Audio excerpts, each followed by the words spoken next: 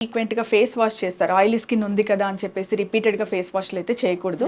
2 times including bath and maximum 3 times if it required. So repeated గా face wash చేసినప్పుడు కూడా మనకి oil మన ఫేస్ అనేది డీహైడ్రేషన్ కి గురై ఎక్కువగా ఆయిల్ పంప్ అవుతుంది.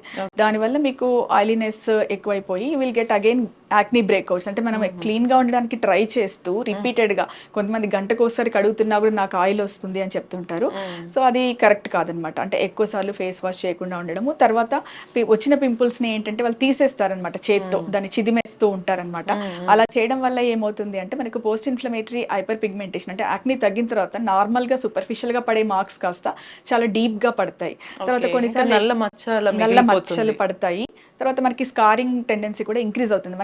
మనం పని కట్టుకుని స్కిన్ ని ఇంజ్యూర్ చేసినట్టు అవుతుంది. ఎక్కువగా మరకలు అనేవి పడతాయి. పింపుల్స్ కన్నా ఎక్కువగా అవి ఎక్కువగా కనిపిస్తాయి. తర్వాత వాటిని పోగొట్టడానికి మనము కొన్ని ప్రొసీజర్స్ చేయాల్సిన అవసరం ఉంటుంది. Like chemical peels